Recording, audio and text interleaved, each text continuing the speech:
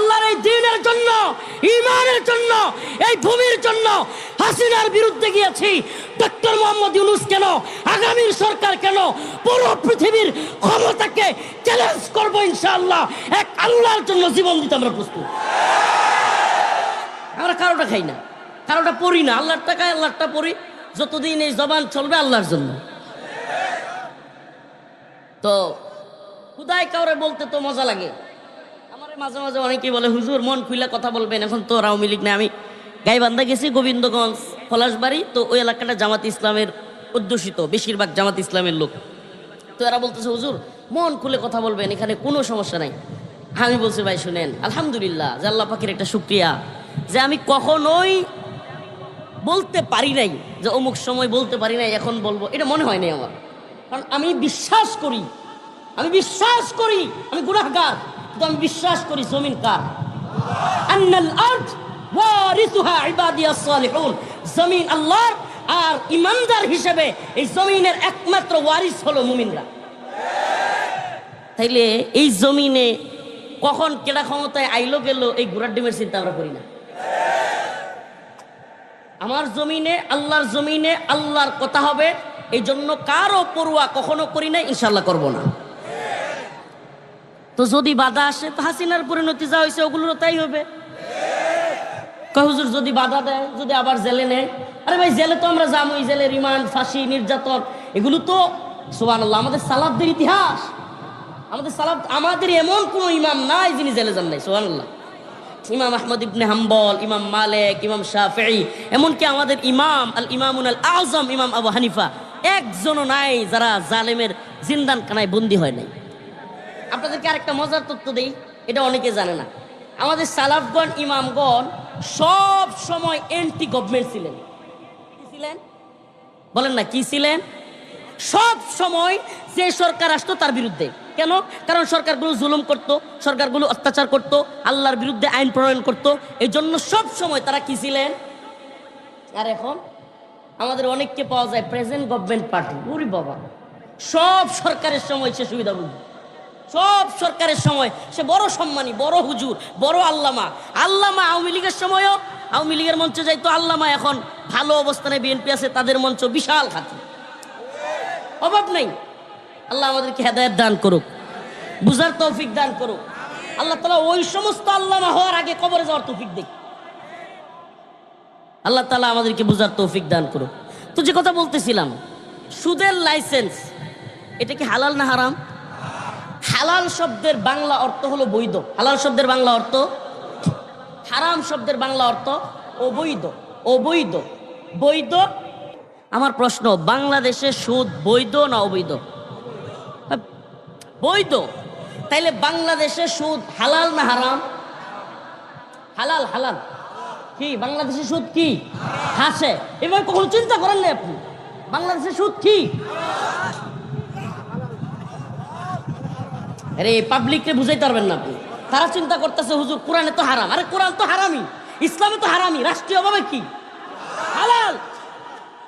এবার আসেন মদের, হাসেন না বাবা, একটু চিন্তা করেন, ইমানি চিন্তাটা করেন। মদ, আল্লাহ বলছে ইন্নামাল খামর ওয়াল মাইসির ওয়াল আনসাব রিজসুম মিন আমালিশ শাইতান। এগুলো শয়তানের কাজ, মুমিনের কাজ না। এগুলো মুমিনের জন্য হারাম। মুমিনের জন্য কি? হারাম। মুমিনের জন্য হারাম, ইসলামে হারাম। হারাম শব্দের, আবার বলি, হারাম শব্দের বাংলা অর্থ অবৈধ।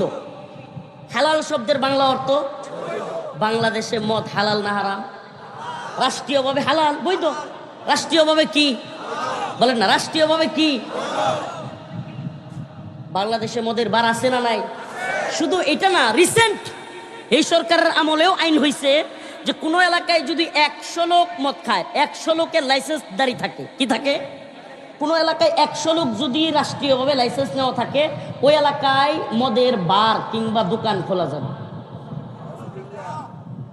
দেখেন একটু, আপনাদের তো হাতে হাতে মোবাইল আছে, একটু দেখে নেন খবরটা। তাইলে বাংলাদেশে মদের আইন, এটা কি হালাল না হারাম? হালাল। রাষ্ট্রীয়ভাবে এটা কি? এবার আসেন পতিতালয়। আল্লাহ বলছে আয-যানিয়াতু ওয়াজ-যানি, আয-যানিয়াতু ওয়াজ-যানি ফাজলিদু কুল্লা ওয়াহিদিন মিনহুমা মিআতা জালদা। যে ব্যভিচারী পুরুষ এবং মহিলা, ব্যভিচারিণী মহিলা যদি অবিবাহিত হয়, মিআতা জালদা, অবিবাহিত হইলে জিনা করলে পাছায় 100 বেত্রাঘাত। কয়টা? জায়গা মতো 100। তাও কি এমন দিতে হবে যে এই পাছা নিয়ে যেন আর টুলে টেবিলে চেয়ারে বসতে না পারে। এখন জিজ্ঞেস করতে চাই, বাংলাদেশে রাষ্ট্রীয়ভাবে লাইসেন্সধারী পতিতালয় আছে না নাই? তাইলে জিনা বেবিচার এটা রাষ্ট্রীয়ভাবে হালাল না হারাম? হালাল। এই শিখে ফেলছে মাশাআল্লাহ। হালাল না হারাম? বৈধ। নাউজুবিল্লাহ। এখন আমার প্রশ্ন, আগামীকালকে যদি ডক্টর মোহাম্মদ ইউনূস সাহেবের সরকার বলে যে টঙ্গীর মুসলমান আপনাদের খুব কষ্ট হইতেছে, কি বিষয়? সকাল 5:30টার সময় ফজরের নামাজ পড়তে বড় কষ্ট হইতেছে, আপনাদের সুবিধার্থে 10টার সময় নামাজ দেওয়া হলো, হ্যাঁ বলেন মানবেন? সকাল 10টায় নামাজ দিলে আপনাদের তো সুবিধা, সুবিধা তো এটা কয় মানতে হবে। মাশাআল্লাহ। গণতান্ত্রিক কোন দলের সাথে আছেন নাকি? এটা হইলে সব মানা যায়। এই সমস্ত কুফরি তন্ত্রমন্ত্রের দলের সাথে থাকা লোকগুলো আল্লাহরে বাদ দিয়া দলের কথা সব মানতে পারে। এদের রব আল্লাহ নয়, এদের রব এদের নেতা।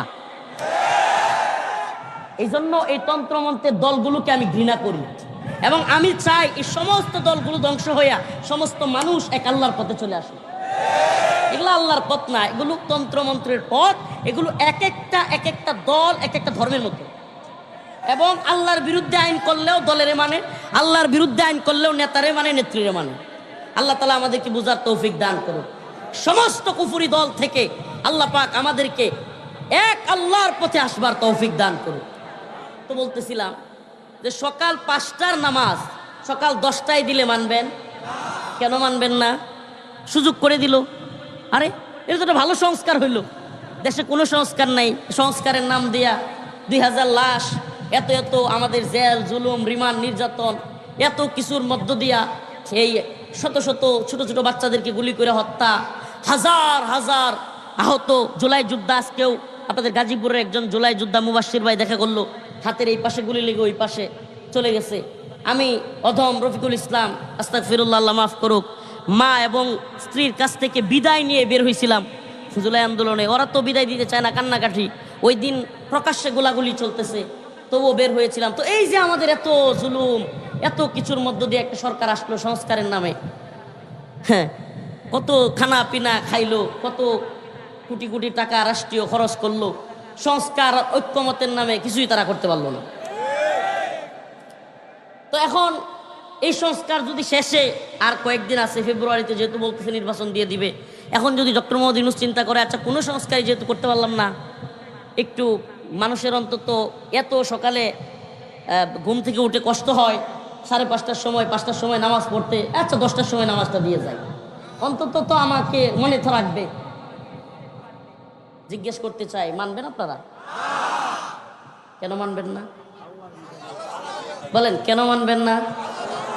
ও মুসলমান ইমানদার, আরেকটা মনে করেন, রমাদানের রোজা কিছু কিছু মাস আছে 14 ঘন্টা 15 ঘন্টা 16 ঘন্টা রোজা রাখা লাগে গরমের মধ্যে, আছে না নাই? এখন মনে করেন এই বছর যদি আপনার কথার কথা ফেব্রুয়ারিতে হয়, ফেব্রুয়ারির শেষ দিকে কিছুটা গরম পড়ে যাবে, ফেব্রুয়ারির শেষ দিকে কি হবে, একটু গরম পড়ে যাবে, শীত চলে যাবে।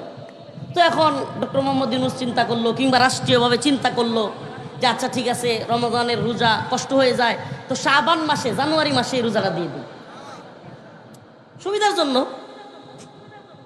মানবেন আপনারা? কেন? আর কেন মানবেন না? রমাদানের রোজা রাখা এটা কার হুকুম?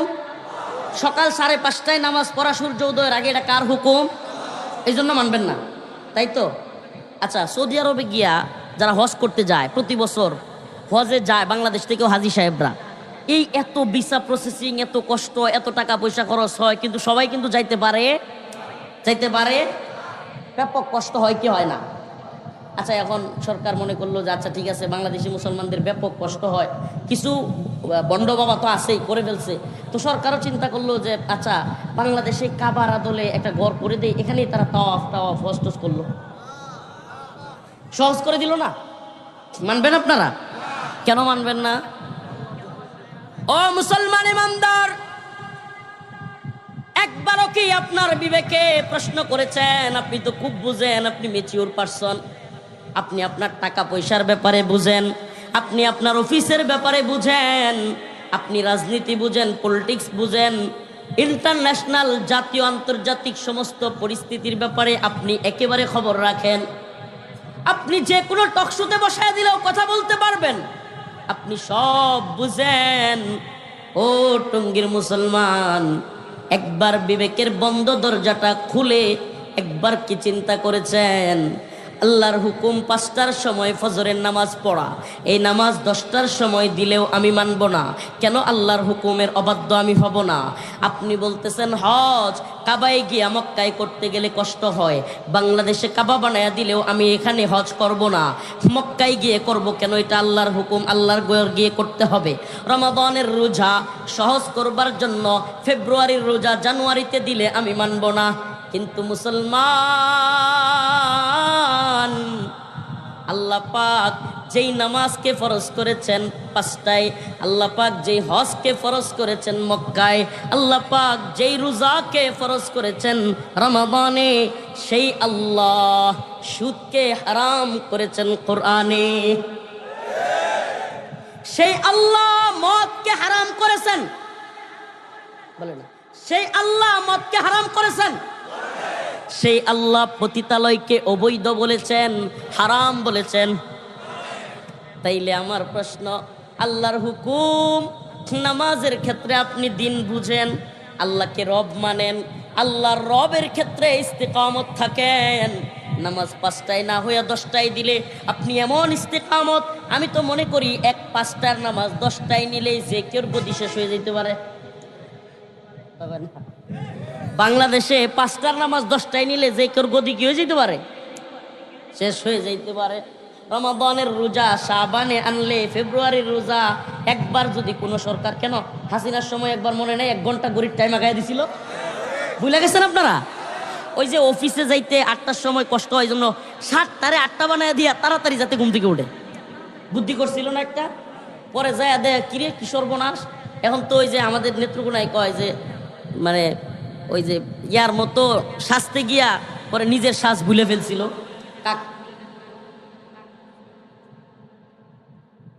সাজতে সাজতে হেচ্ছ রাজা কয় না। এখন আরেকজনের নাচ শিখতে গিয়ে নিজের নাচ কি করে ফেলছে, ভুলে গেছে, পরে আবার জায়গা মতো আসছে। তো এখন যদি এই সরকারও চিন্তা করে যে একটা সংস্কার, তাইলে আপনারা কিন্তু মানবেন না। এমনকি 5টার নামাজ 10টায় হলে গদি চেঞ্জ হয়ে যেতে পারে, কাবার আদলে হজ করতে বাধা দিলে গদি চেঞ্জ হয়ে যেতে পারে, এমনকি রমাদানের রোজা রজবে জানুয়ারিতে আনলে গদি চেঞ্জ হয়ে যেতে পারে।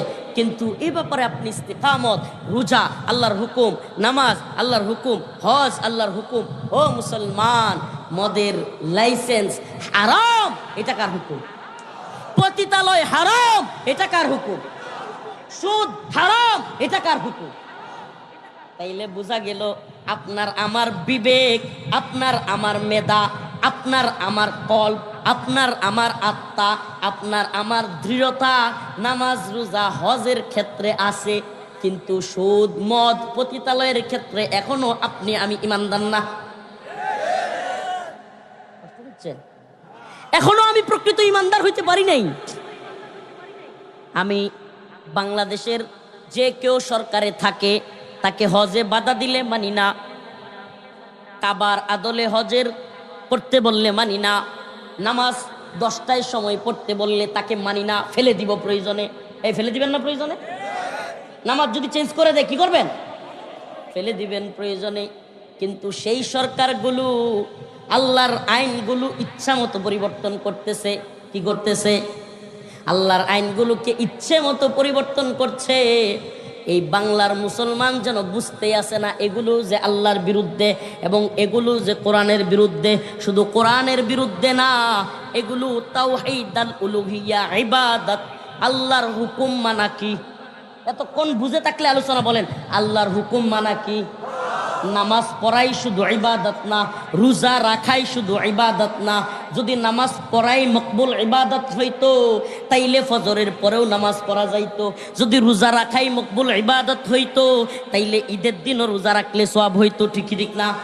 তাইলে বোঝা যায় আল্লাহর হুকুম মানাই হইল প্রকৃত ইবাদত। কার হুকুম মানা? আল্লাহর হুকুম মানাই হলো, আল্লাহর হুকুম মানাই হলো প্রকৃত ইবাদত। তাইলে হজের ক্ষেত্রে আমি প্রকৃত ইমানদার, নামাজের ক্ষেত্রে আমি প্রকৃত ইমানদার, রোজার ক্ষেত্রে আমি প্রকৃত, কিন্তু মদের ক্ষেত্রে, সুদের ক্ষেত্রে, পতিতালয়ের ক্ষেত্রে আমি ইমানদার না।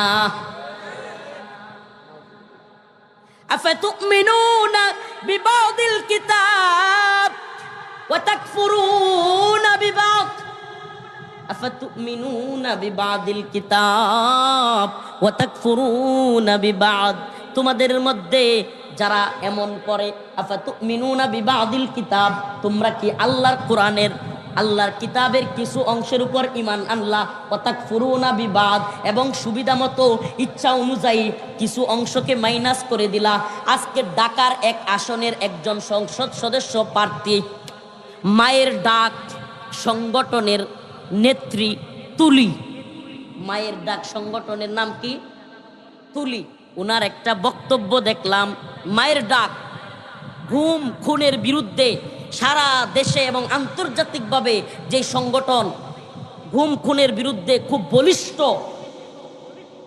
ভূমিকা পালন করেছে, সেই মায়ের ডাকের তুলি, সে বলতেছে যে 4টা বিয়ে করবেন, বলেন 4টা বিয়ের কথা, 4টা বিয়ের অধিকার আমাদের কোন বনে আপনাকে দিছে? নাউজুবিল্লাহ বলবেন না? আমার প্রশ্ন, এই মায়ের ডাকের তুলি ওনার কাছে, আমার আল্লাহ কোরআনে বলেছে ফানকিহু মা তাবা লাকুম মিনান নিসা মাসনা ওয়া সুলাসা ওয়া রুবা। আল্লাহ বলছেন মুসলমান মুমিন তার যদি পাওয়ার থাকে, এবিলিটি থাকে, যোগ্যতা থাকে, তার যদি অবস্থান থাকে, সে 2টা 3টা 4টা পর্যন্ত বিবাহ করতে পারবে। এটা মুসলমান ইমানদারের জন্য কি জায়েজ? ও মুসলমান ইমানদার, তাইলে কেউ যদি বলে কোন বোন আপনাকে এই অধিকার দিয়েছে 4টা বিয়ের কথা বলেন, তাইলে বোঝা গেল সে ওই কথা বলে আল্লাহর আইনকে সরাসরি বৃদ্ধাঙ্গুলি দেখাচ্ছে। ঠিক কি ঠিক না? প্রিয় ভাইরা আমার, বন্ধুগণ আমার, তাইলে আল্লাহ বলেন আফাতুমিনুনা বিবাদিল কিতাব ওয়া তাকফুরুনা বিবাদ, তোমরা কি কোরআনের কিছু অংশের উপর ইমানদার? হে টঙ্গীর মুসলমান, আমরা কি কোরআনের কিছু অংশের উপর ইমানদার? আর কিছু অংশ ওয়া তাকফুরুনা বিবাদ, কিছু অংশের ব্যাপারে কাফের। নাউজুবিল্লাহ। আল্লাহ বলেন ফামা জাযাউ মান ইয়াফআলু যালিকা মিনকুম ইল্লা খিজিয়ুন ফিল হায়াতিদ দুনিয়া ওয়া ইয়াউমাল কিয়ামাতি রাদ্দুনা ইলা আশাদ্দিল আযাব। যারা এমনটা করবে যে কোরআনের কিছু অংশের উপর ঈমান আনলো, কিছু অংশের উপর কুফরি করলো, মদের ব্যাপারে আল্লাহরে মানে না, সুদের ব্যাপারে আল্লাহরে মানে না, পতিতালয়ের ব্যাপারে আল্লাহকে মানে না, অবাধ্যতায় লিপ্ত হয়, নাফরমানিতে লিপ্ত হয়, আল্লাহ পাক বলেন ফামা জাযাউ মান ইয়াফআলু যালিকা মিনকুম, তাদের জন্য রয়েছে প্রতিদান ইল্লা খিজিয়ুন ফিল হায়াতিদ দুনিয়া, এই দুনিয়ার জিন্দেগিতে লাঞ্ছনা, ওয়া ইয়াউমাল কিয়ামাতি ইরাদ্দুনা ইলা আশাদ্দিল আযাব, এবং আখিরাতে রয়েছে তাদের জন্য কঠিন শাস্তি। কি রয়েছে? তাইলে যারা এগুলো করবে, যে কিছু অংশ মানলো কিছু অংশ মানলো না, এদের আল্লাহর কাছে রয়েছে কঠিন। এবং এটাও জেনে রাখেন, এতক্ষণের আলোচনায় যদি বুঝে থাকেন, বলেন যারা আল্লাহকে নামাজের ব্যাপারে মানবে, রোজার ব্যাপারে মানবে, হজের ব্যাপারে মানবে, কিন্তু সুদ, পতিতালয়, মদের লাইসেন্স কিংবা পর্দা পর্দা পর্দা এখন তো সুবহানাল্লাহ নামদারি ইসলামিক দলও আছে, পর্দার এখন আর ঐচ্ছিক। নাউজুবিল্লাহ। পর্দা কি? মন চাইলে ম্যাডামদের সাথে, মন চাইলে বান্ধবীদের সাথে ঘোরা যাবে, ফিরা যাবে, চা খাওয়া যাবে, হাসি করা যাবে, এটাও নাকি ইসলাম? হায় রে আল্লাহ, এই ইসলাম তো সবাই পাগল হবেই, যে ইসলামে এত ফুর্তি, এই ইসলাম পালন করা তো সহজ। আস্তাগফিরুল্লাহ। আল্লাহ বুঝার তৌফিক দান করো। আরো জোরে বলেন আমিন। ওয়াকারনা ফি বুয়ুতিকুন্না, আল্লাহর কথা এটা। মহিলারা বাহিরে আসলে নিরাপদ না, এটা কার কথা? আপনি যদি মহিলাদেরকে বাহিরে আনতে চান জরুরি কোনো কাজে, তার নিরাপত্তা ব্যবস্থা ঠিক করে তারপরে আনতে হবে। আজকে আমাদের গার্মেন্টস সোয়েটার ফ্যাক্টরি কিংবা যে কোনো কলকারখানা কিংবা যে কোনো চাকরি, কোনো জায়গায় আমাদের মা বোনদের নিরাপত্তা ব্যবস্থা নেই।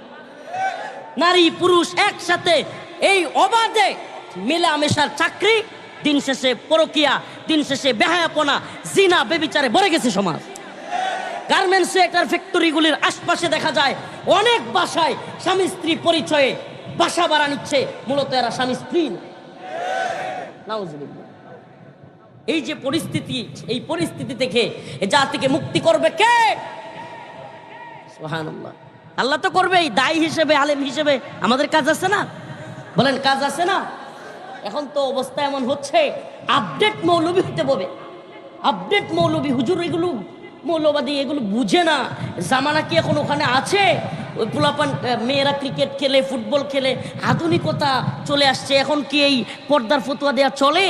এখন দেখা গেছে জাহানারা আলমের মতো বাংলাদেশের ক্রিকেটার মেয়ে, এখন তারেও দেখা যায় মঞ্জুরুল আলম ওই বোর্ডের বিসিবির একজন কর্মকর্তা, হ্যাঁ কয় যে নাউজুবিল্লাহ, আমার মা বোনেরা শুনবে, কথাটা শুনতেই কেমন লাগে, কয় যে তোমার পিরিয়ড শেষ হইলে দেখা করো।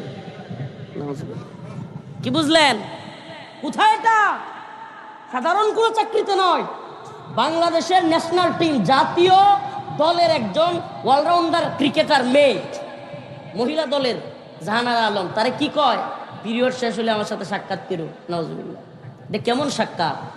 তাহলে বুঝেন এই সহশিক্ষার নামে, এই খেলাধুলার নামে এই কি পরিমাণ নোংরামির দিকে আপনি বিশ্বাস করেন বা না করেন, আপনি বুঝেন বা না বুঝেন, আপনি যদি চোখ থাকতে অন্ধ হয়ে যান, হয়তো এটা আপনি কি বলে চুপিসারে অস্বীকার করতেছেন, মিথ্যা বলছেন, আর না হয়তো আপনিও এই লুচ্চা কমিটির সদস্য, যেগুলো আমাদের মা বোনদেরকে এই বেহায়াপনায় লিপ্ত করে নিজের খায়েশাত পূরণ করবার চায়। আপনি কি নিরাপত্তা দিলেন? একটা মেয়ের যৌনাঙ্গ দেখা যায়, শরীরের অঙ্গ প্রত্যঙ্গ দেখা যায়, এইভাবে যদি আপনি ছেড়ে দেন রাস্তায়, আপনি কিসের নিরাপত্তা দিতে পারবেন? কোনো অবস্থাতেই নিরাপত্তা দেওয়া সম্ভব হবে না। হবে সম্ভব? তো আমাদের মা বোনদের জন্য পর্দা করা, এটা তার জন্য সম্মানের। এটা কি বলে কি, মা বোনদেরকে গড়ে রেখে উন্নতি হবে? উন্নতি হয়েছে, গুড়ার টিমের উন্নতি, কিশোর গ্যাং বাইরে গেছে সারা দেশে। প্রত্যেকটা মা যদি ঘরে থাকতো, সন্তান লালন পালন করতো, এক একটা সন্তান মোহাম্মদ বিন কাসেম হইতো, সালাউদ্দিন আইয়ুবী হইতো, যুগের শাইখুল হাদিস হইতো, যুগের মুফতি আমিনী হইতো, যুগের জুনাইদ বাবুনগরী হইতো। এখন এক একটা হয়েছে কিশোর গ্যাংয়ের বাটপার। কেন? কেন হয়েছে? কারণ মাও চাকরি করে, বাপেও চাকরি করে, পোলারে সময় দেওয়ার টাইম নাই। এই পোলা যেখানে মন চায়, যার সাথে মন চায় ঘুরে ফিরে, দিন শেষে নেশা খাওয়া শিখে, নেশার টাকার জন্য ইচ্ছা মতো চুরি মারে, চিন্তায় করে, ডাকাতি করে, মদ খায়। কথা বলেন না কেন? এই পৃথিবীতে মায়ের চাইতে বড় শিক্ষক আর কেউ আছে? বলেন আছে? আলহামদুলিল্লাহ, আল্লাহ মাফ করুক। আমার বাচ্চার কথা একটু বলেই ফেলি, হয়তো ভিডিওটা দেখছেন। 10 মাস বয়স যখন, আলিফ থেকে দাল পর্যন্ত তার মা শিখাই ফেলছে। সুবহানাল্লাহ, আমি অবাক হয়ে গেছি। 10 মাস বয়স। কয় মাস? 10 মাসে আলিফ থেকে দাল পর্যন্ত সুন্দর উচ্চারণ, লফজান হারফান হারফান বলতে পারে। এখন সে আত্মহুরু ছাত্রুল ইমান এটাও বলতে পারে, যদিও আতুরু ছাত্রুল তার বলে। আপনি চিন্তা করেন, আপনার সন্তানকে সবচাইতে বড় শিক্ষা দিতে পারে কি? আল্লাহ এবং রাসূলের পরে সবচাইতে সম্মানিত জায়গা কোনটা? এই মারে আপনি ওই আরেক বেড়ার সামনে, বেড়া একটু বড় করে অফিসে চাকরি করে আর এমনি তাকায় এমনি মানে কি, বেড়ার তো ভালো লাগতেছে না। বেটার বউ থেকে বেটা দূরে থাকে, চোখের সামনেই অফিসে কলিগ চাকরি করে, এমন সুন্দরী। আবার দেখবেন নাউজুবিল্লাহ সাইজা গুইজাও আসতে হয়, তো সাইজা গুইজা স্বামীর সামনে সাজে না। স্বামীর সামনে আমি এগুলো এই যে নর্মালাইজ করা, হাসি কীর্তন করার জন্য ওয়াজ করি না। এই শয়তানের একটা ধোঁকা হলো এই সমস্ত হারাম বিষয়গুলো নর্মালাইজ করা। নাউজুবিল্লাহ, এই হারাম বিষয়গুলো নর্মালাইজ কেমনে করবো? হারাম তো হারাম। হারাম কি? হারাম, আল্লাহর অবাধ্যতা। এটাকে আমি নর্মালাইজ কিভাবে করবো? নাউজুবিল্লাহ। একাধিক বিয়ে করা এটা খারাপ হয়ে গেছে। নাউজুবিল্লাহ। এখন তুলির কাছেও খারাপ, সে অত বড় নেত্রী, মায়ের ডাকে, তার কাছেও খারাপ হয়ে গেছে। জিনা করা, পরকিয়া করা, জিজ্ঞেস করেন তারে। নাটক সিনেমা ভরপুর পরকিয়া, নাটক সিনেমা ভরপুর পরকিয়া শিক্ষা দেওয়া হচ্ছে। নাউজুবিল্লাহ, নাউজুবিল্লাহ বলবেন না? এই যে অফিস আদালত সব জায়গায় আমাদের মা বোনদেরকে, আমার মা বোনেরা রাগ করে কিনা জানি না, আপনারা রাগ করবেন না। মা বোন আপনাদেরকে আমরা সম্মান করি। আল্লাহ রাসূল বলেছেন আল জান্নাতু তাহতা আকদামিল উম্মাহাত, মায়ের পায়ের নিচে সন্তানের বেহেশত। সুবহানাল্লাহ। পৃথিবীর কোন তন্ত্র মন্ত্র কেউ এত বড় সম্মান কাউকে দিতে পারছে? আল্লাহ রসুল বলেছে আল জান্নাহ তাহতা আকদামিল উম্মাহাত, মায়ের পায়ের নিচে সন্তানের কি এত বড় সম্মান। আল্লাহ রসুলকে জিজ্ঞেস করা হয়েছে যে আমার সবচাইতে ভালো ব্যবহার পাওয়ার হকদার কে? সুবহানাল্লাহ, বলছে মা। আবার জিজ্ঞেস করা হয়েছে যে আমার সবচাইতে ভালো ব্যবহার করার পাওয়ার হকদার কে? আবার বলছে মা। সুবহানাল্লাহ, 3 বার বলছে মা। সুবহানাল্লাহ বলবেন না? এই মাকে ইসলাম এত সম্মান দিয়েছে, রসুল এত সম্মান দিয়েছে। আরে যেই মা পর্দায় থাকে ওই মার সন্তান ভালো হয়। যেই মায়ের পেট জীবনে কোনোদিন কোনো পর পুরুষ দেখে নাই, ওই পেট থেকে ওই গর্ভ থেকে আল্লাহর ওলি পয়দা হয়। আর যেই পেট, যে কমর, যে তিল কোথায় আছে সব পর পুরুষ দেখে ফেলছে, এগুলোতে কয় বাটপার, সিটার, মদখোর, জিনাখোর, বদমাশ। নারীর ক্ষমতায়নের নামে, নারীর অধিকারের নামে আজকে আমাদের মা বোনদেরকে রাস্তায় ছেড়ে দেওয়া হয়েছে। একটা উদাহরণ যথেষ্ট। জাতীয় দলের ক্রিকেটার জাহানারা আলমের নিরাপত্তা নাই, আমার মা বোনের নিরাপত্তা কোথায়? বলেন না, আমার মা বোনের নিরাপত্তা কোথায়? জাতীয় দলের ক্রিকেটার হেরে কয় পিরিয়ডের পরে দেখা করো, নাউজুবিল্লাহ। তাইলে যে কইছে দেখা করতে, এ আরো কোনো মেয়েরে হাত দেয় নাই, এটা কি গ্যারেন্টি আছে? তাইলে বুঝেন, জাতীয় দলের মহিলা ক্রিকেটাররা যদি ইউজড হয়, এমনকি একটা মহিলা তো পোস্ট করতেছে যে সহ্য করে নিলেই সব সুন্দর।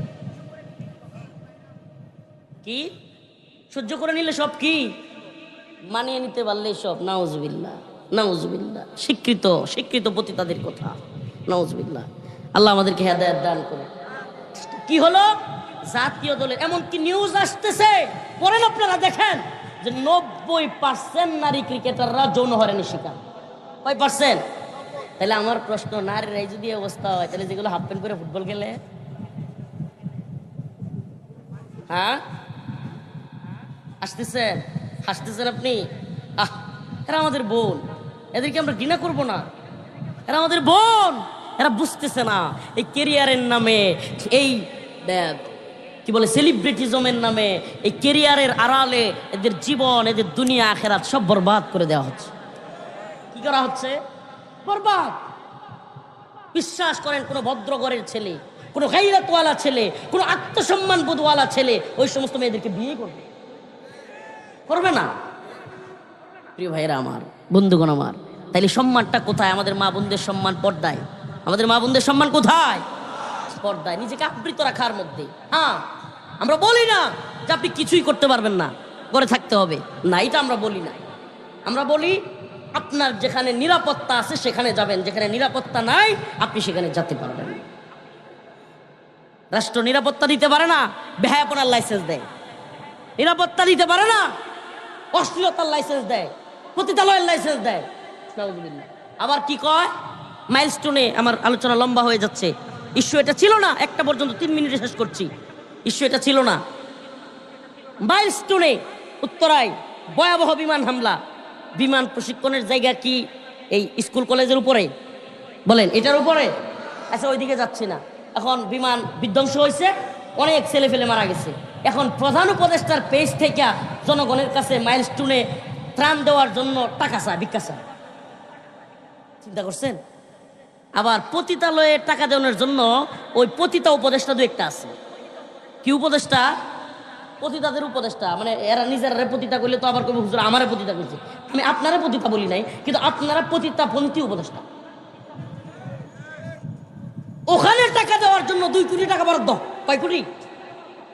আমি এই সমস্ত মেয়েরা যারা কিনা এই জায়গাটাতে চলে গেছে তাদেরকে আমি বলবো ভিকটিম। এরা কি? কোন মেয়ে ইচ্ছা করে পতিতালয়ে যায় না, যেতে পারে না। আপনার যদি এদের প্রতি এতই দরদ থাকে, এই মেয়েগুলোকে দৌলত দিয়া থেকে, এই মেয়েগুলোকে বিভিন্ন পতিতালয় থেকে এনে সুন্দরভাবে বিয়ে দেন। তাদেরকে বিয়ের ব্যবস্থা করেন, কর্মসংস্থানের ব্যবস্থা করেন।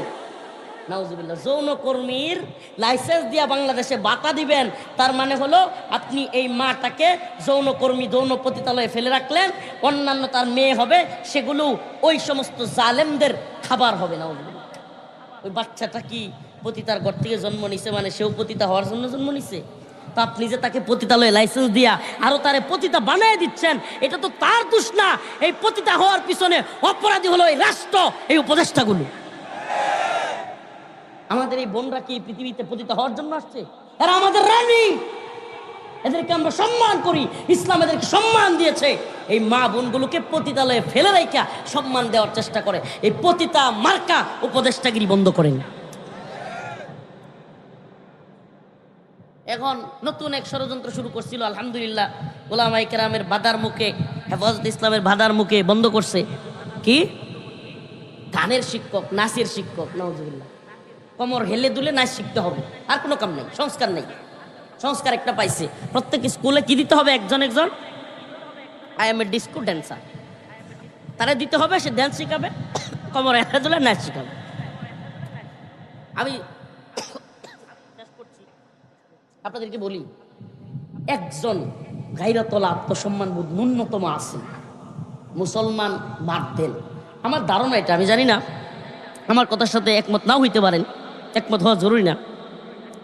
যদি হিন্দু বেড়াও হয়, যদি গায়রত থাকে, একটু সম্মানবোধ থাকে অন্তরে, 100 পুরুষের সামনে তার মেয়ে কোমর দুলায় নাচবে, তার মেয়ের অঙ্গ প্রত্যঙ্গ দেখায় নাচবে, এটা হিন্দু বেড়ারও সহ্য হওয়ার কথা, আত্মসম্মানবোধ থাকলে। আর যদি বিবেকের মধ্যে কুত্তা পেশাব করে দিয়ে থাকে, তাইলে তো সে তার মেয়ের নাচাবেই। কি নাউজুবিল্লাহ! ও মিয়া, ও ভাই, কষ্ট নিচ্ছেন আপনি যে আপনার মেয়েরে 100-200 পুরুষের সামনে নাচতে দিতেছেন। আরে আপনার যে বন্ধুটা আছে না, ক্লোজ ফ্রেন্ড, ওই আপনার বন্ধুটা যাকে কিনা আপনার মেয়ে আঙ্কেল ডাকে, ওই বন্ধুটাও চোখের দৃষ্টিতে যৌন সুশ্রী। আপনার মেয়েরে দেখা যেই মেয়েটা আপনার বন্ধুকে আঙ্কেল ডাকে, ওই মেয়ের শরীরের বাস দেখা সে কুরুচি দিয়া তার চোখ দিয়া তাকাচ্ছে। নাউজুবিল্লাহ! আপনার বন্ধু সুযোগ পাইলে আপনার মেয়ের সাথে খারাপ কাজে লিপ্ত হবে। এই সুযোগ আপনি করে দিচ্ছেন। বন্ধ করেন, এগুলো বন্ধ করেন। ইসলামকে আপনারা যে কঠিন মনে করেন, ইসলামকে কঠিন মনে করার কিছু নাই। ইসলাম এমন এক ধর্ম, সুবহানাল্লাহ, পুরো পৃথিবীতে আল্লাহ পাক এমন এক ধর্ম দিয়ে পাঠাইছেন। তিনি তো স্রষ্টা, তিনি তো জানেন এই সমাজ কিভাবে সুন্দর থাকবে, রাষ্ট্র কিভাবে ভালো থাকবে, পুরো পৃথিবী কিভাবে ভালো থাকবে। উনি জানেন বলেই মেয়েদেরকে বলছেন নিরাপত্তার সাথে বের হইতে, পর্দার সাথে বের হইতে। যুক্তি কত দিবে যে পর্দা ছাড়া বেরোইলেও তো, পর্দা সহ বেরোইলেও তো অনেকে নির্যাতিত হয়, ছোট বাচ্চাও তো নির্যাতিত হয়। কয় পার্সেন্ট? আমাকে বলেন কয় পার্সেন্ট? এটা কেন হয়? এটাও বলি, ইসলামী শরিয়া না থাকার কারণে। যদি একটা লুচ্ছাকে দইরা রজম করা হইতো, একটা পরকীয়াকারীকে দইরা রজম করা হইতো, এগুলো সব টোটালি বন্ধ হয়ে যেত। যারা বলেন যে এরপরেও তো হয়, জানি একটু আফগানিস্তান দিকে আসেন, মন চাইলে একটু খবর লন, আফগানের মেয়েরা কতটুকু নিরাপদ, আর আপনাদের তথাকথিত এই সোনার বাংলায় মেয়েরা কতটুকু নিরাপদ, আমাদের সোনার বাংলায় কতটুকু নিরাপদ, যান দেখেন, খবর নেন। সুবহানাল্লাহ। ইসলামী শরিয়ার শাসন যদি থাকতো, পর্দা যদি থাকতো, ইনশাআল্লাহ আমাদের মা বোনেরা নিরাপদে থাকতো। ওমর রাদিয়াল্লাহু আনহুর মতো বুক ফুলিয়ে আমরাও বলতে পারতাম যে সুদূর অনেক দূর একটা মেয়ে হেঁটে হেঁটে যাবে, কিন্তু সে নিরাপত্তার সাথে যাবে। আর হ্যাঁ, নিরাপত্তা আপনাকে টঙ্গির আশপাশে আইলেই মোবাইল আমি আগে সেন্টেন মেরে পরে এমনি ধরি। আর নিরাপত্তা হাসেন, টঙ্গির আশপাশে আইলেই আমি এই যে মোবাইল গ্লাস, গাড়ির গ্লাস লাগাই, তারপরে মোবাইল এইভাবে ধরে রাখি। কেন আসেন কেন আপনি? আরে আপনার ছেলে নিরাপত্তা কেন নাই আগে সেটা বুঝেন। আপনারা অনেকে অনেক সলিউশন দেন। নিরাপত্তা নাই এই কারণে, এই ছেলেটার মাও চাকরি করে, বাপেও চাকরি করে, মায়ের খবর নাই, বাপের খবর নাই। এই ছেলে এমন বন্ধু বান্ধবের পাল্লায় পড়ছে যেগুলো সিগারেট খায়, নেশা খায়। এই ছেলে স্কুল ফাঁকি দিয়া নেশা করে, নেশার টাকা জোগাড় করবার জন্য এই ছেলে চিন্তায় করে। এই ছেলেটার মা যদি বাড়িতে থাকতো ভালো শিক্ষা পাইতো। এই ছেলেটার মা যদি বাড়িতে থাকতো, এই ছেলেটা মদ খায় কিনা খবর রাখতো। খবর রাখবে কেমনে? সে তো ওই যে তার যে আরেক বয়ফ্রেন্ড আছে অফিসে, এর খবর রাখতেই পারে না। নাউজুবিল্লাহ, পারে না। অবাস্তব, অবাস্তব। এই কিশোর গ্যাং, একটা কথা ইউটিউবারদের বলি, সবাইকে বলি, কোট করেন, কোট এই কথাটা। এই বাংলাদেশে কিশোর গ্যাং পয়দাই হয়েছে মায়েরা বেপরদা হওয়ার কারণে। আমাদের মায়েরা বেপরদা হয়েছে, ছেলেদের খবর নেই। মায়ের কাছ থেকে আমি দেখছি, সুবহানাল্লাহ, আমার মধ্যে যত ভালো গুণ, সুবহানাল্লাহ, আমি দেখছি একবার পরীক্ষিত, আমার মায়ের মধ্যে যতগুলো ভালো গুণ আমি পাইছি। কেমনে পাইছি? কারণ এই যে মা আমাকে বেশি বেশি সময় দিছে। যে বাবা তার ছেলেকে বেশি সময় দেয়, সেই বাবার ভালো গুণগুলো তার ছেলের মধ্যে পড়ে। আর কোনো মা কোনো বাবা কখনোই তার খারাপ গুণগুলো ছেলের মধ্যে দেয় না। সব বাবা মাই খারাপ কাজগুলো সন্তানের থেকে কিন্তু আড়াল করে। কি করে? জেনে রাখুন, খবর নিয়ে দেখুন, যান একেবারে লিখে লিখে খবর নিয়ে দেখুন, আপনাদের সমাজে যে ছেলেটা ভালো যায় দেখেন তার মা তার বেশি সময় দেন। খবর নেন, যান খবর নেন। আল্লাহ তাআলা আমাদের বুঝার তৌফিক দান করুন। তো আমরা কিছু ক্ষেত্রে ইসলাম, ইন্নাল্লাযীনা ক্বালু রাব্বুনাল্লাহ সুম্মা ইসতাকামু ফালা খাউফুন আলাইহিম ওয়ালা হুম ইয়াহজানুন। আল্লাহ রাব্বুল আলামিন বলেন, যারা বলবে আমার রবকে, সুম্মা ইসতাকামু, এ কথার উপর অটল অবিচল থাকবে। মদের ক্ষেত্রে আমার রব আল্লাহ, মদের ক্ষেত্রে আমার রব হাসিনা না, মদের ক্ষেত্রে লাইসেন্সের ক্ষেত্রে আমার রব ডক্টর মোহাম্মদ ইউনূস না, মদের ক্ষেত্রে, পতিতালয়ের ক্ষেত্রে, সুদের ক্ষেত্রে, সকল ক্ষেত্রে আমার রবকে, আমি একমাত্র তারই হুকুম মানি। আমার রবের বিরুদ্ধে গেলে সে যেই হোক আমি তার বিরুদ্ধে দাঁড়াবো। এটার নাম ঈমান। উলাইকা আসহাবুল জান্নাহ, আল্লাহ বলছে এমন ঈমানদাররাই জান্নাতে যাবে। খালিদিনা ফিহা, তারা তার মধ্যে আবাদা, একেবারে থাকবে, অবস্থান করবে। সুবহানাল্লাহ। তাহলে আমরা কি এমন ঈমানদার হতে চাই কি চাই না? যার জিন্দেগীর সবকিছুতে একমাত্র মালিক কে? নেতা যদি ইসলামের বিরুদ্ধে চলে যায় ওই নেতারে মানবো? দল যদি ইসলামের বিরুদ্ধে চলে যায় ওই দলকে মানবো? এখন তো ইসলাম নিয়ে কথা বললেও, দল নিয়ে কথা বললেও নির্দিষ্ট একটা দল মনে করে কেউ কেউ। আরে ভাই, নির্দিষ্ট দল না, এই নির্দিষ্ট দলের সবাই অনুসারী না। একটা কথা মনে রাখবেন, একটা কথা মনে রাখবেন, আপনারা মদিনার ইসলামের কথা বলেন, কেউ আবার অন্য ইসলামের কথা বলেন। আপনারা যে এইগুলো বলেন, মদিনার ইসলাম বুঝেন? মদিনার ইসলামের নবী কখনো কি বেপরদায় মেয়েদেরকে ছাড়ছে? এখন বেপরদায় চলে, আবার গণতন্ত্রে চলে, নামাজ নাই, দাড়ি নাই, টুপি নাই, আবার মদিনার ইসলাম। কি হাস্যকর কথা না? বেপরদায় চলে, বড় ইসলামিক দল নাম দিয়া বড় প্রোগ্রামে মেয়েদেরকে বক্তৃত্ব দিতেছে, আবার মেয়েদের সাথে টকশো করতেছে, হাসাহাসি করতেছে। এরপরেও নাউজুবিল্লাহ, আমি এগুলো বলে ফেলি তো আমার এই জন্য অত বন্ধু নাই, শত্রু বেশি, অত বন্ধু নাই, আমার বন্ধু দরকার নাই, আমার অত হিতাকাঙ্ক্ষী দরকার নাই। আল্লাহকে রাজি খুশি করবার দরকার।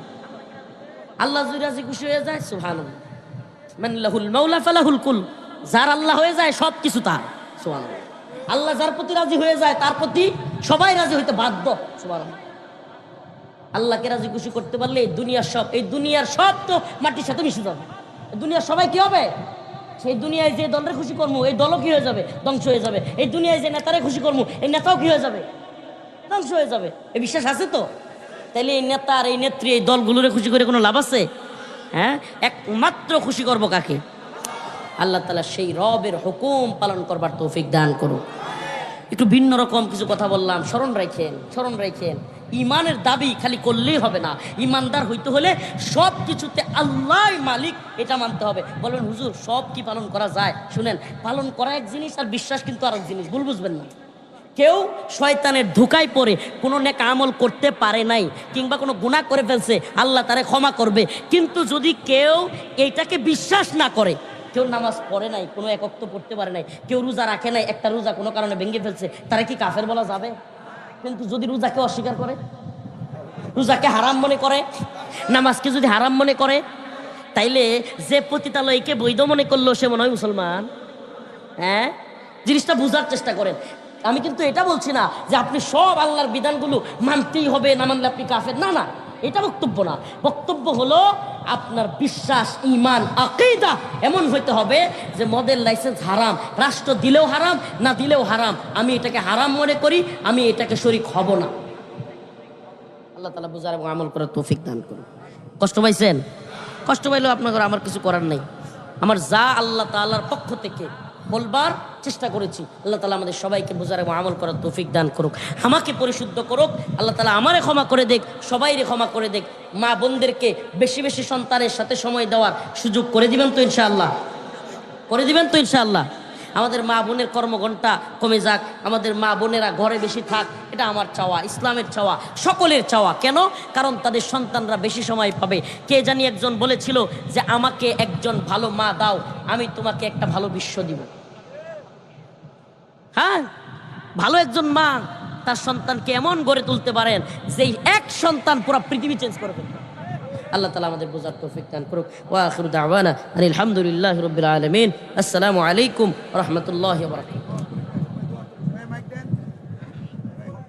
আপনাদের মেয়র জাহাঙ্গীর ছিল না? আল্লাহ মাফ করুক, আস্তাগফিরুল্লাহ। মানে 90% এদেশের আলেম এই গাজীপুর টঙ্গীর 90% বেশিরভাগ, অল্প কিছু হাতে গোনা ছাড়া বেশিরভাগ ছিল জাহাঙ্গীরের পকেটে। তো এই শ্রেণী যারা কিনা সুবিধাবাদী, আওয়ামী লীগের সময় আওয়ামী লীগের পকেটে, বিএনপির সময় বিএনপির পকেটে, এদেরকে বাদ দিয়া যদি লিল্লাহিয়াতের জন্য কেউ কাজ করে, আল্লাহর জন্য, যে আমি প্রয়োজনে ইনশাআল্লাহ সব, এই যে হুজুর একটা দাওয়াত দিয়ে গেলেন খতমে নবুয়তের, আলহামদুলিল্লাহ, খতমে নবুয়তের জন্য আমরা কাজ করবো তো ইনশাআল্লাহ। এই ক্ষেত্রে দ্বীনের কনসেপ্টে আমাদের কোনো আপোষ চলবে না। যে দল হোক, দ্বীনের ব্যাপারে তাকে কোনো ছাড় দেওয়া যাবে। প্রিয় ভাইরা আমার, আমি এই আয়াতে কারিমা আজকে এটাই তিলাওয়াত করেছি। ইন্নাল্লাযীনা ক্বালু রাব্বুনাল্লাহ সুম্মা ইসতাকামু ফালা খাউফুন আলাইহিম ওয়ালা হুম ইয়াহজানুন।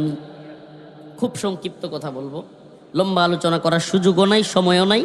অল্প, হুজুরও অল্প কথা বলছেন, আমিও ইনশাআল্লাহ অল্প কথা বলি, ইনশাআল্লাহ চলে যাব।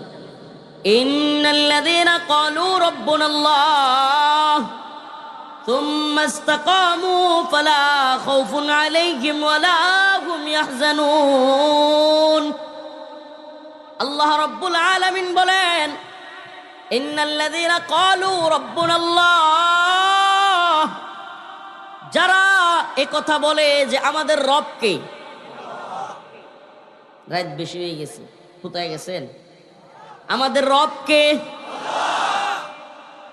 রব শুধু মুখে স্বীকার করার নাম নয়। সুম্মা ইসতাকামু, এ কথার উপর অটল অবিচল থাকে। কি থাকে? আমার রব আল্লাহ, এ কথার উপর কি থাকে? এখন যদি এখানে জিজ্ঞেস করি যে টঙ্গীতে আজকে যে মাহফিল, এত হাজার হাজার জনতা, সবাই বলবে আমার রব আল্লাহ, আমি এটার সাথে ইস্তেকামত আছি, বলবে না? এ কথা কিন্তু সবাই বলবে। আল্লাহ বলতেছেন যে তোমরা যে বলো রব্বুন আল্লাহ, আলিফ লাম মিম আহাসিবান নাস আন ইউতরাকু আন ইয়াকুলু আমান্না, তোমরা যে সবাই বলো যে আন ইয়াকুলু আমান্না, আমি ঈমানদার, ওয়া হুম লা ইফতানুন, তাইলে তোমরা কি মনে করো যে এই কথা বললে তোমাদেরকে আর পরীক্ষা করা হবে না? কি পরীক্ষা? যে ওয়ালাকাদ ফাতান্নাল্লাযীনা মিন ক্বাবলিহিম ফালা ইয়ালামান্নাল্লাহুল্লাযীনা সাদাকু ওয়া লা ইয়ালামান্নাল কাযিবিন।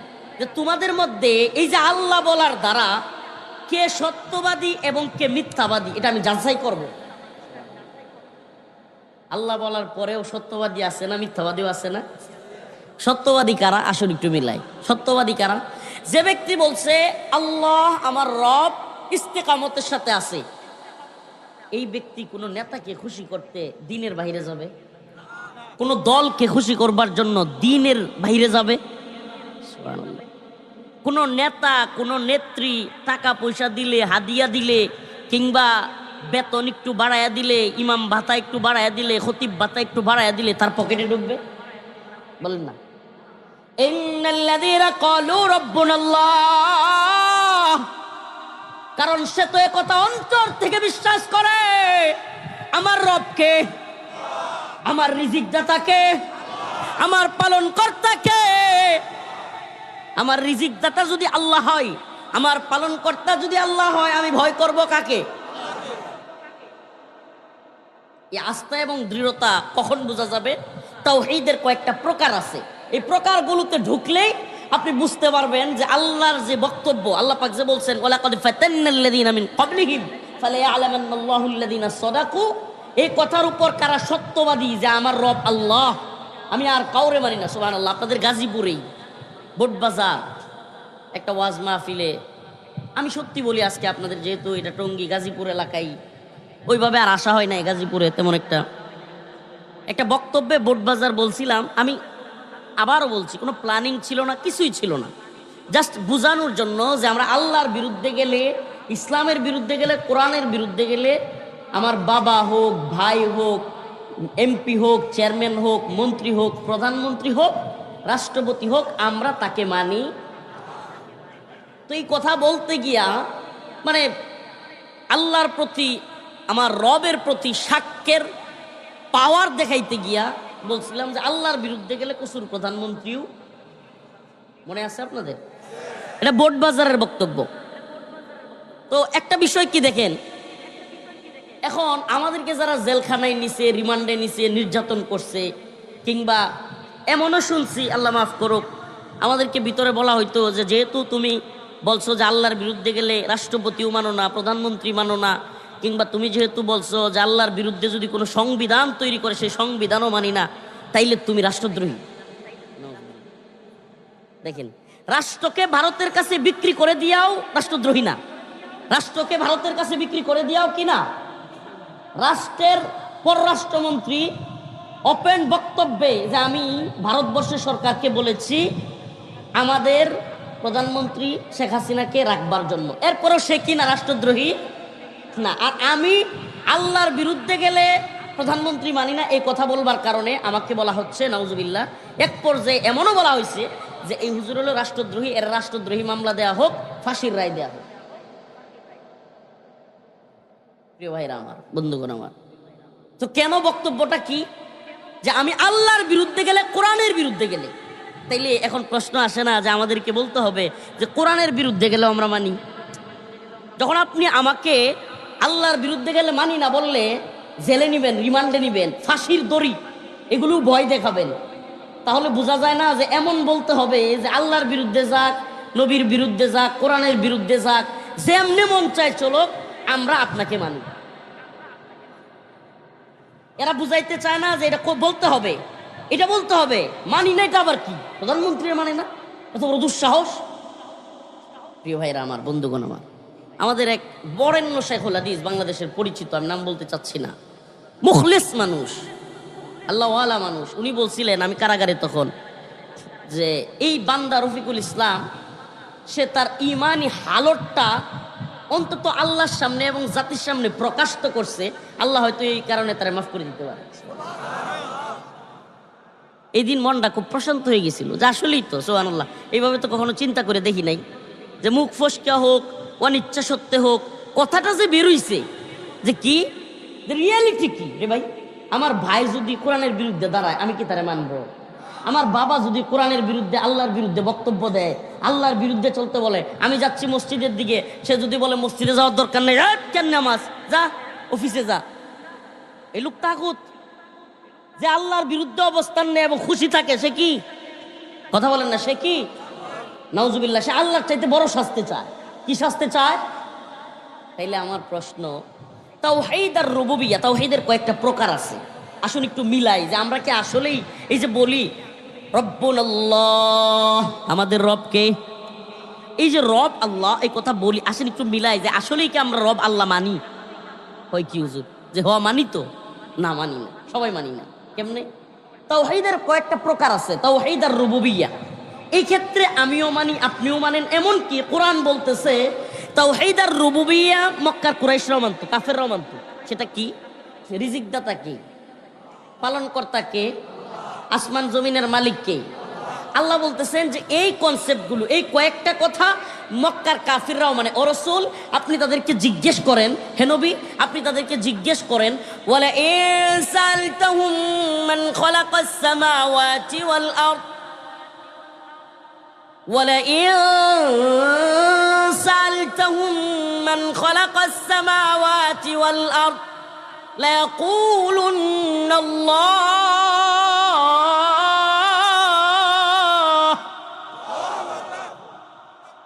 যখন তাদেরকে প্রশ্ন করা হইতো আসমান এবং জমিনের মালিককে, মক্কার আবু জাহেল, উতবা, সাইবারা পর্যন্ত স্বীকার করত, লায়াকুলুন্না আল্লাহ, আসমান এবং জমিনের মালিককে।